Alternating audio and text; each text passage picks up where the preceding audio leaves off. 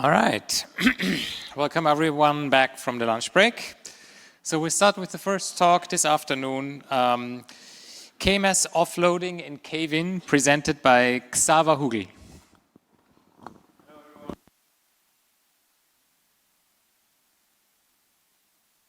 Let's start with who I even am.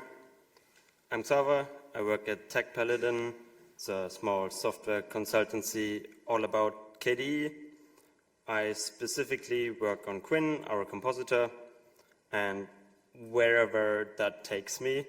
Like I do a lot of stuff on Wayland protocols, but I've contributed to X.Org, Mesa, the Linux kernel, wherever we need to make stuff happen so that things work better with KWin.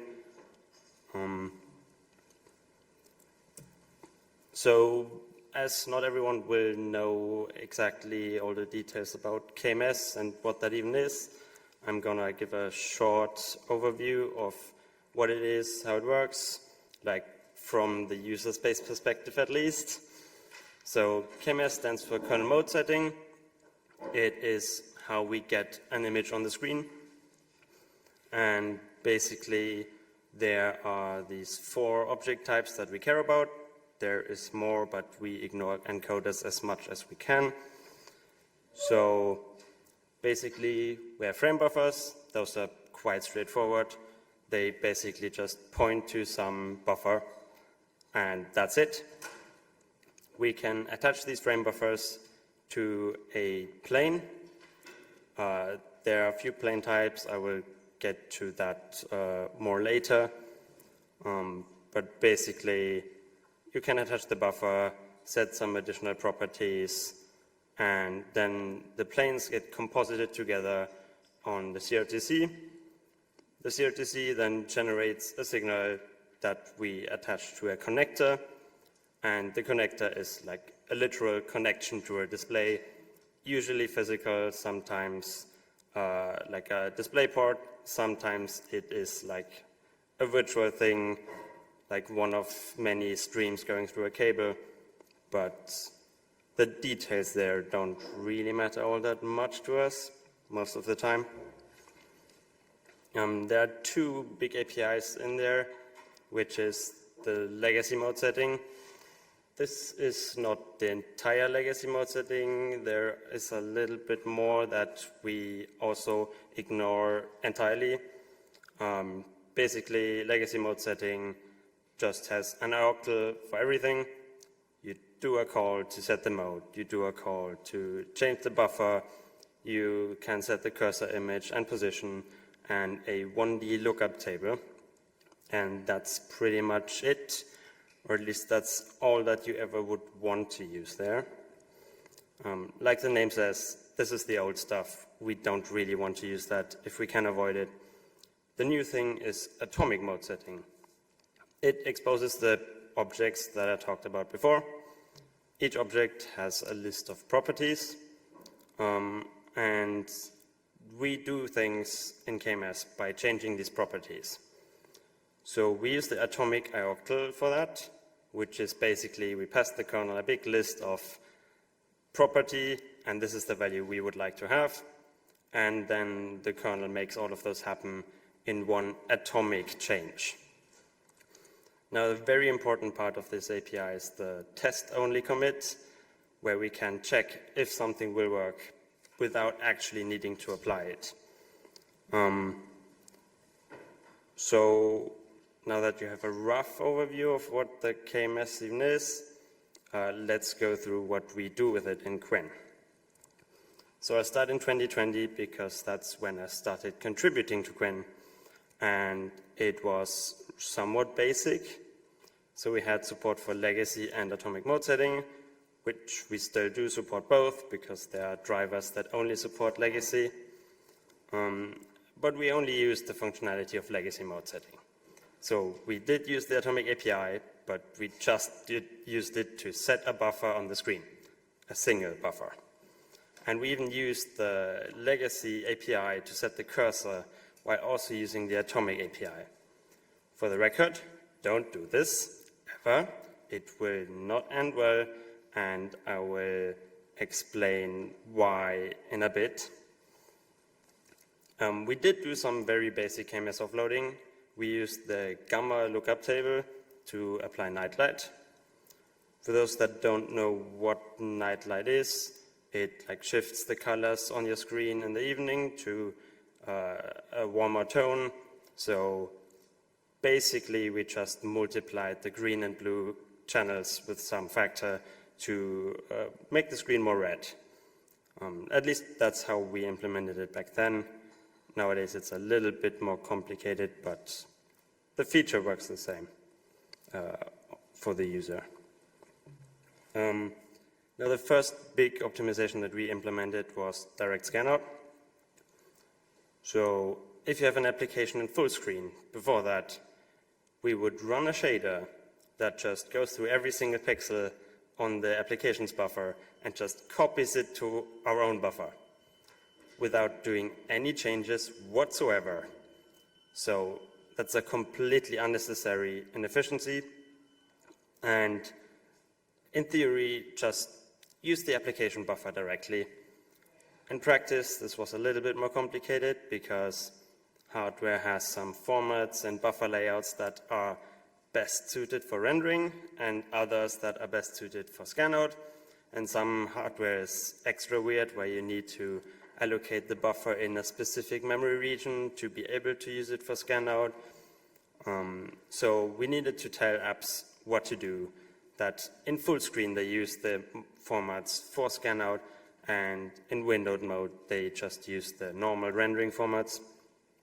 Luckily, the Wayland Protocol Edition DMA buff feedback has been in the works for a while in 2020, and I think in 2021 we finally got it merged. So that problem just kind of went away. And this is working very reliably now with some small caveats, which we'll go through later. The other big optimization we worked on back then was hardware rotation. So KWin's renderer was a bit dumb then with rotation. We didn't have native support for rendering into a rotated buffer. Instead, we rendered with the normal orientation in an off-screen buffer, and then we did a full-screen copy, applying that rotation to this buffer that actually lands on the screen. Obviously, that's terrible. We do additional copies, it's inefficient, it's slow. We don't want that. Because the scene was a bit complicated, and I don't remember the exact specifics, but it was a bunch of effort to make that rotation happen natively. We tried to use hardware rotation to kind of skip doing all of that work.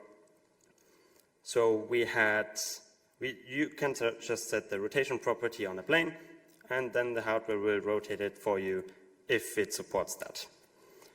We, of course, quite quickly found some kernel bugs with that, in addition with KWin being a bit stupid about the legacy cursor. So the kernel bug, I think it was AMD GPU accepted some commit that it shouldn't because it has some restrictions around the cursor. It was a simple bug, easily and quickly fixed. But then KWin's issue started. So here comes the legacy and atomic mode setting mixing that you shouldn't ever do. If I remember correctly, we did an atomic test, and then the legacy ioctl changed the atomic state.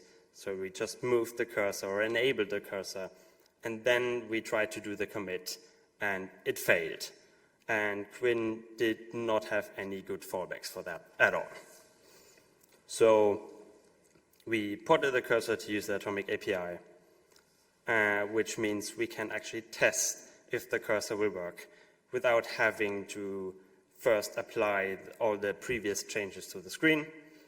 And then we also added a software fallback, not meaning the CPU, but we use OpenGL to render the cursor on the screen instead of using the hardware for it. Later on, we also fixed the scene, so rotation doesn't need any off-screen buffers or hardware rotation. because, well, that was a little bit embarrassing, and it would not have worked on all hardware anyways. On AMD, you can do 90-degree increments, but I think a bunch of mobile devices just have 180 degrees, and I think NVIDIA was similar, where some rotation value was missing. We can also use rotation for direct scanout, which is what we still do today. If you are on a Steam Deck, for example, your display is not actually a landscape display, but it's a portrait display. It's from some tablet device, I think, or at least it was developed for that. So we need to rotate the game, but we don't want to render for that. So we use hardware rotation to just let the display pipeline rotate it for us for basically free. We can do a similar thing for scaling, where if you have a game with a non-native resolution, which is pretty common, we just tell the display hardware, you should scale that, and then we don't need to render, and we get better performance and lower power draw. Another very important bit with direct scanout is doing it for video. So video usually, if you want to be efficient, comes in some YOV format. So we don't want the application to convert that to RGB, then pass it to KWin, and then to the kernel, because usually the app will just use the GPU for it. And that will, again, use power. So we needed to teach KWin to import YOV buffers, render them correctly. We needed to teach it to use the KMS properties for KMS to present the buffers correctly. Right now we support the NV12 and P010 formats. We should expand that, but yeah, someone would need to put aside time to make that happen. We also had some special casing for black backgrounds, which, if you ever have a video that has a different aspect ratio from your screen, like with the Framework laptop, we have a 3:2 screen. No video is 3:2. So what video players at least can do, and which MPV does, is they put the black background on a subsurface that spans the entire screen, and then they put the video on a different Wayland surface on top of it. So we just have a special case. We check, is there such a black, like 1 pixel buffer behind the video? If so, it's free. We can just say the CRTC background is black. Like for a while it was underspecified, but nowadays I think the specification actually says it is black. So we can just use direct scanout even though the video doesn't span the entire screen. Now, at some point, we started to make everything even more complicated by implementing HDR and color management. So our initial implementation began with linear blending.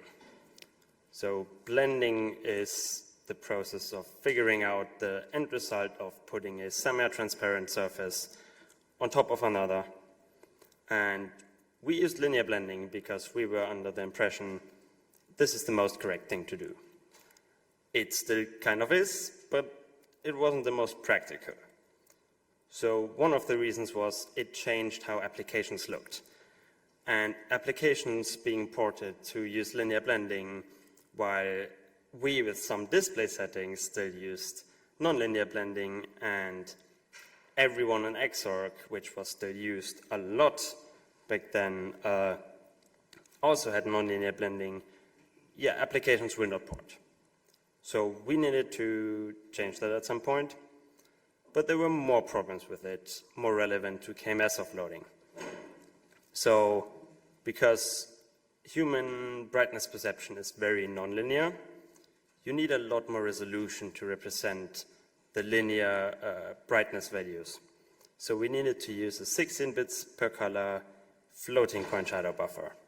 So that's 64 bits per pixel, which is twice as much as we had with 10 bits per pixel. And worse, we also did a full screen copy once more from that linear buffer to what the screen actually needs.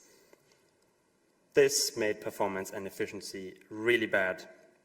At some point, we got complaints that someone enabled HDR on an external screen on like a reasonable modern AMD laptop, and apparently they noticed the difference that there were more frame drops just scrolling through the browser, not even playing any games. So that's clearly terrible. So what we did is we threw away the correctness because, well, in practice, nobody cares about technical correctness if everything stutters. So instead of linear, we use gamma 2.2, the normal sRGB curve. And with that, we can drop down to 10 bits per color. So we get back to 32 bits per pixel and save a lot of bandwidth. We also started to use the KMS gamma lot to convert that gamma 2.2 transfer function to PQ, which is what the display actually needs in HDR mode. So we can use the exact same setup as in SDR without any color management. And so nowadays, enabling HDR is completely free performance-wise, and that's pretty great. ICC profiles, however, still cause some problems because ICC profiles are complicated. So, at least technically speaking, an ICC profile could contain an arbitrary sequence of transformations. Putting that into KMS is impossible. Putting that into a shader is even like, you need to dumb it down even for the shader in most cases. So what we did is we took the entire big profile with all the transformations and we just ignore most of it. So we extract a matrix and shaper profile from that, which is just the color information, like what's red, green, blue, and white, and the lookup table for which value that we send the screen will result in which brightness value. The matrix we can apply in the normal compositing pass. We don't need any copies or anything for that. That lookup table we can either apply in a shader if it's really necessary, but again, the KMS gamma lot can be used to offload that. So in the end, ICC profiles are also basically completely free. For those very, very, very few people that really need the last ounce of precision, we added a setting though. If you select prefer accuracy in the display settings, we will go back to the old setup. We will use the 16 bits per color buffer. We will do everything in shaders and never touch KMS for any color bits, so you can be sure that you get the most accuracy possible. And it's also great for working around driver bugs if you ever happen to see one. In terms of color, we can also improve direct scanout. So on the CRTC, there are up to 3 color operations, depends on the driver and on the hardware, which is the D-gamma lot, which is just a 1D lookup table, a color transformation matrix, and the gamma lot that we already used. And you can use these for direct scanout. So we added some logic to map our color operations to that. So at least with an ICC profile, or in some simple cases with HDR, you can get direct scanout even though we need to do color management. Or I thought we could do this. So we kind of ran into reality there, which is that all the drivers have some kind of problem. So on NVIDIA, the D-gamma lot doesn't apply to the cursor, which is just how the hardware works. So we added a quirk. Just don't use the D-gamma on NVIDIA. It's fine. Then on Intel, we got a bug report. Hey, we sometimes see real weird banding down there. So D-gamma clearly, at least on some hardware, doesn't work there either. But at least it still worked on AMD until we got bug reports that sometimes there are glitches. Now, Melissa fixed these glitches by now, so I hope we can re-enable this, but clearly this API has not been used a lot. It has not been tested a lot. There are problems. So maybe we should wait for the beta APIs, which are still in the works, which hopefully are properly tested and verified. We can also do direct scanout for more than just full screen stuff. So KMS supports these multiple plane types. We only use 2 of them for now. We also use overlay planes in some edge cases, but they weren't really relevant. So the primary plane is just the one that you need to use to actually show anything on the screen, to turn it on. And the cursor is, well, used for the cursor. But we wanted to use overlay planes to put some videos or games on it. And that required a lot of code changes in KWin. So we needed some backend API to actually expose the overlay planes. That part was pretty easy. We needed to change repaint scheduling so that when something changes on the overlay plane, we don't try to repaint on the primary plane with OpenGL and like waste all of our savings. We also needed to refactor the scene so we can actually pick a Wayland surface out of the scene and stop rendering it on the primary plane, but do render it on the overlay. This was complicated by the fact that we have effects that can mess with windows and do stuff to them, like transform them or apply blur or whatever. They can do a lot. So we needed to make sure that effects can still do that and we don't put things on overlays then. At some point, the cursor also got in the way, so I had to change it to be treated more like an overlay and not have as much special code just for it. Our strategy with using the overlays was that DRM backend provides these planes, but we restricted it to single display setups for the meantime, because things get a lot more complicated once you use multiple displays. You need to decide which display do you prioritize. When you add a plane or you want to switch it between displays, you need to synchronize all of that. You need to do a lot more atomic tests and make sure that it works with all displays at once and not just with the one that you're currently looking at. We'll fix that eventually, but for now, this is a lot simpler. Then the scene goes and picks up to as many items as we have overlays. These items cannot have anything above them because we're putting them on an overlay. They need to update quickly. Quickly, I just defined as at least 20 FPS as a completely arbitrary number. We might need to tweak that at some point to get like a little bit more power savings here or there, but this includes like 24 Hertz video, so it's good enough for now. If there are too many items that update quickly, we just don't put anything on an overlay. So this simplifies the search a lot. Like we could write algorithms to like try to pick the like surfaces that update the fastest and try to get the maximum performance out of it. But performance wasn't my primary goal. I want efficiency. I want my laptop to be able to play videos for 12 hours without charging. Then the compositor goes and assigns these items to planes. It's a relatively simple algorithm. And then we do one atomic test with that configuration. If it fails, we just turn off all the overlays at once.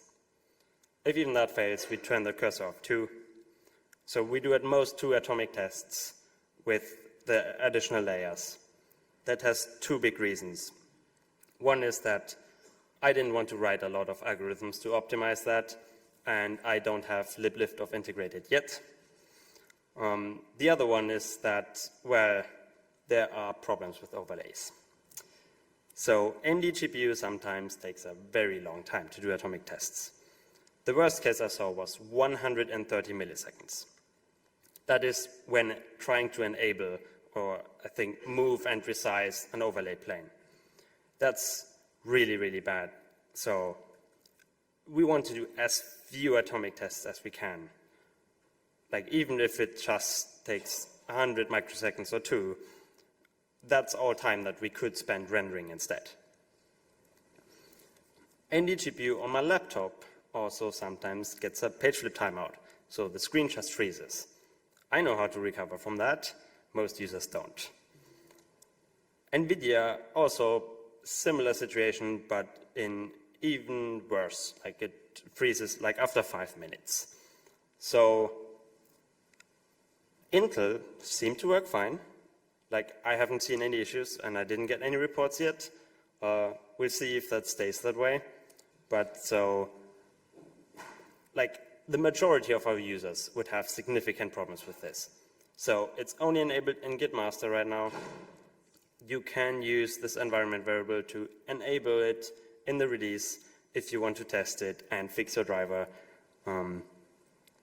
or if you're just adventurous. We can also use overlay planes to implement underlays, which simply go below the scene instead of above it. This has very big advantages because underlays can have other things on top of them. So we can have a video playing and subtitles on it, and the subtitles are composited, like the once every 2 or 3 seconds that they update maybe, and the video can update every frame without us needing to render. We can also have compositor side rounded corners with that, which is very important because we added compositor side rounded corners in this release. So adding all these optimizations without it working with the default setup would be pretty dumb. So the implementation is quite straightforward. We just paint a transparent hole where the item would normally be. And then we put it on an underlay so you see it. Like, it was really straightforward. This, in Plasma 6.5, this has a bit of a quirk that it only works if we can put an overlay plane below the primary one. I have a merge request to fix that, but it didn't make it into this release anymore. So this works on AMD, underlays don't work on Intel yet. We can also do some stuff with colors, with overlays, but right now the color properties that we have are global, so they're on the entire screen. So if you have nightlight on, you have a color profile, you have HDR enabled, or we have an HDR content that we need to tone map, we can't put that on an overlay. That's a lot of situations. So we really need that new color pipeline API that you already heard about, which allows us to map our color operations to the hardware. Our implementation is ready, it's amazing, and the kernel side seems to work completely fine, so please just go and merge it soon. So what's next with this? Next is that we need to actually use this in apps. A lot of apps still, when they decode a video, they convert it to RGB, composite it into a window, and then give us that composited buffer. Even if we put the app on an overlay, the app still uses the GPU itself. So we don't save any power. What apps should do is pass that video buffer directly to us so we can put it on a plane, and then it's amazing. If you need to put it in a window, you can use Wayland subsurfaces to, in a lot of situations at least, to then pass it to KWin directly, and we can then put it on an overlay. You can also, if you need rounded corners, for example, do the same strategy as we do with underlays. You can put a subsurface behind the window and punch a transparent hole through the main content. We can also still improve power usage more, I think. So on my laptop, we save about 1 watt.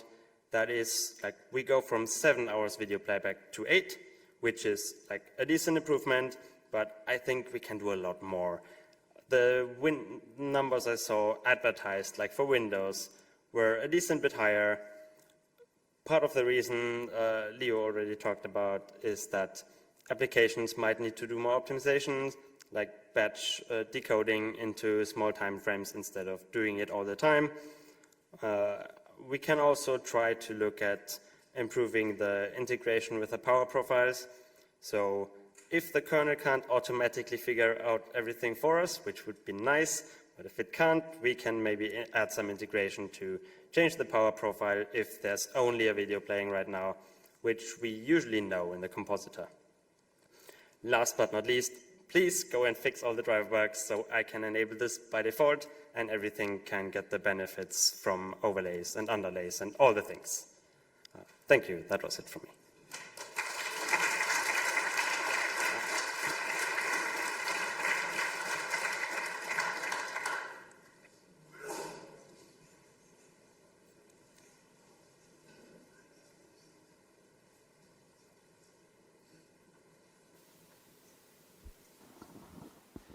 Hi. Were you the one who made it so the mouse just gets bigger and bigger when you shake the mouse? Can you repeat that question, please? In KWin Plasma, when you shake the mouse, the cursor just gets bigger and bigger and bigger without size limit. Yes. Did you code that? I did not implement that, Vlad implemented that. Okay. As a side note on that, currently that forces compositing, but we're going to put that on a plane as well soon. Okay, it's very thanks. important.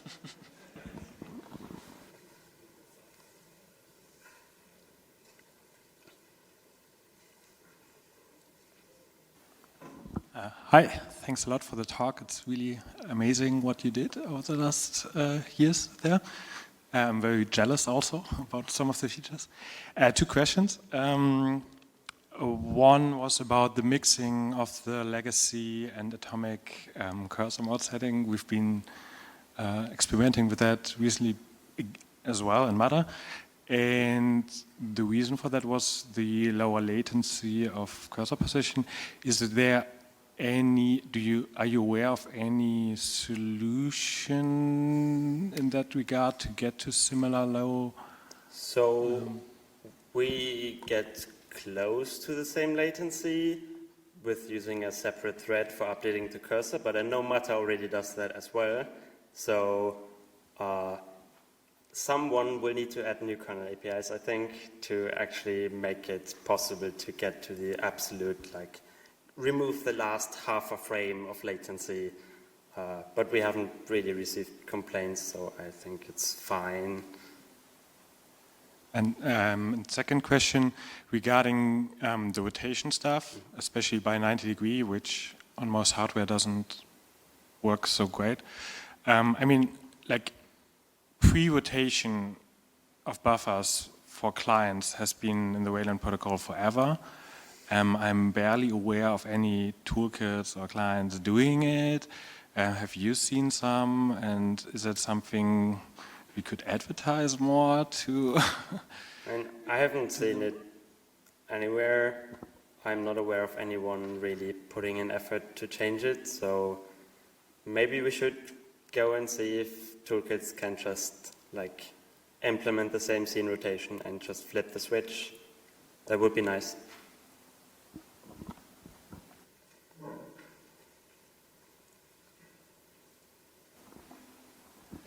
What are the conditions that you said for detecting if it's a background surface for, like, the video when you have the 2 subsurfaces in front of each other? Is it just that it's 1 pixel? Because I'm wondering if it makes sense to be able to mark a certain surface as, like, a background so we can remove that guesswork.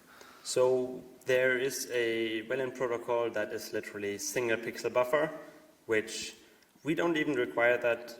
A shared memory buffer that's just 1 pixel large does the same thing. I mean, really, it's just about being able to check the value of that 1 pixel without having to check a lot of, like, if we need to check a lot of pixels, then the overhead will make it worse than just rendering. I'm more for seeing if apps don't know about that and don't do it properly, and then they make, like, a 16 by 16 buffer instead. Like, maybe there's a way to provide a easier mechanism, or maybe they should just be doing it properly. I think if an app cares, it can use the single pixel buffer. If it doesn't, then it also won't add any other hints, so I don't think it would be super useful.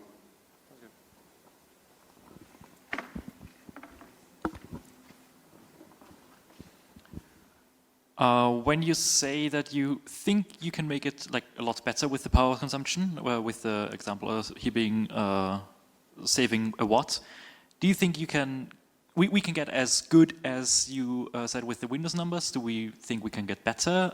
Is it just up in the air and we don't know yet?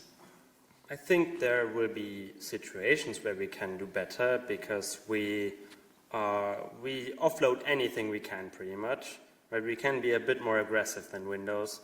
I don't think when there are power savings that we can get a lot better because the vendors optimize for Windows. So if they spend as much time optimizing for Linux, then maybe we could get better, but it's like Windows, as far as I know, at least with full screen video playback, it's already like very close to the ideal state. Yeah, I figured I'd comment on that a little bit from the AMD perspective. There's certain features on Windows that would still take quite a bit of effort to bring to Linux, such as, like for video playback specifically, submitting a whole bunch of updates, both on the hardware decode side and on the display side. So they batch the whole thing, not just the hardware decode. And that would require quite a bit of work across KMS, across Wayland, across everything, really. I think that's a big, heavy bar to lift. And yeah, there's more optimization on Windows, but our goal with, of course, limited resources is we're always comparing, and Leo's doing a lot of the work, Windows and Linux numbers, and trying to understand what is the delta from, the AMD IP hardware side. Beyond that, I wouldn't be surprised if there's cases where we can do better than Windows, because I don't have a lot of confidence that the whole rest of the Windows OS is very good at quieting everything. And then there's a couple other features where we might not be quite as good, like CPU scheduling. I think there's work to be done where we could improve the situation, and Windows definitely does better there on client. Hi, so this is a question that Robert actually asked me last year, so I'm going to ask you. So let's say I've got a window that wants to do underlay video, and so it's got a transparent hole punch in it to show the video, but it also wants to have some funky window shape, so it's also kind of being transparent around the edges to kind of have rounded corners or whatever. How do you know which transparent bits are the underlay for video and which transparent bits are actually the edges of the window and should kind of clip anything underneath? So if we only can put opaque surfaces in the underlay, right? So if the opaque video is below the main surface can do whatever it wants. Like it can have rounded corners and whatever. That's just fine. We just render that on top of the underlay, and it's like normal compositing requirements. There's nothing special about it then. One more question about the your part about apps actually using underlays. So as far as I'm aware, like on the GTK4 side, this is kind of coming along quite well. Like the new video player does it, the new camera app does it, Firefox is on its way, Chrome is on its way. How's the state for Qt? So there are some efforts to do the whole HDR enablement right now. So, and the passing through of videos is not the current focus, but like it's one of the goals of that whole endeavor. So I hope it will happen at some point, but I don't think anyone's currently actively working on it yet.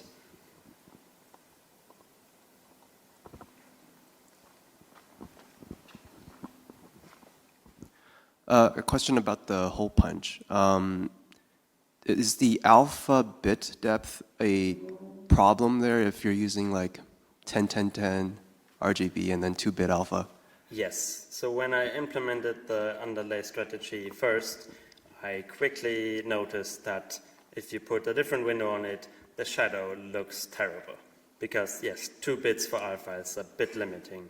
So we do reallocate the primary plane to use a different buffer format. I think right now it's still 8-bit per color with an 8-bit alpha bits, but depending on like what the display can actually receive, we might then change that to just use 16 bits per color. as long as we don't need to render often, it should be still completely fine.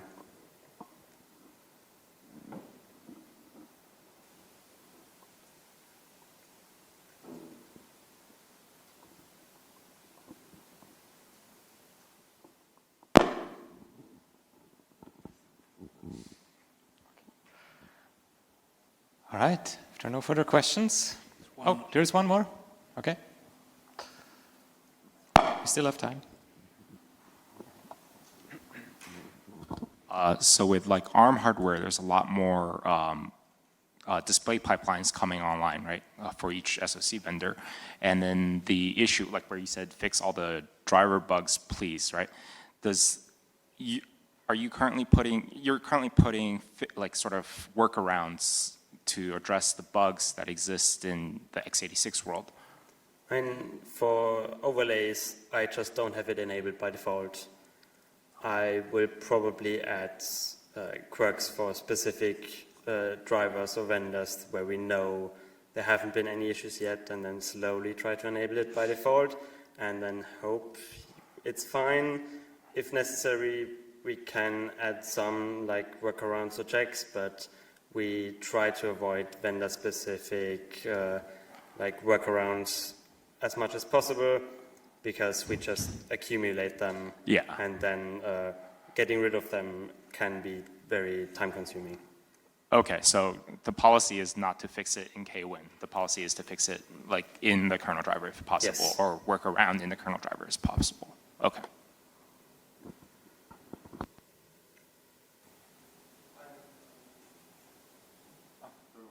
I have one question, which is also for the audience. I have a Snapdragon X Elite laptop, and the MSM driver for Qualcomm does not support gamma loops. Does anybody know if there will be some time when we can have a blue light filter working? So our nightlight implementation has complete fallbacks, so we will just use the whole shadow buffer, and we just do everything in shaders if you enable it.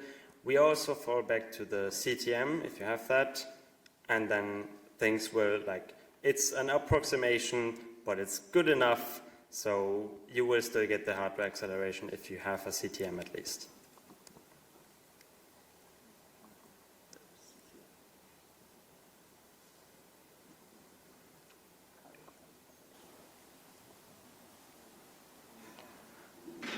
All right.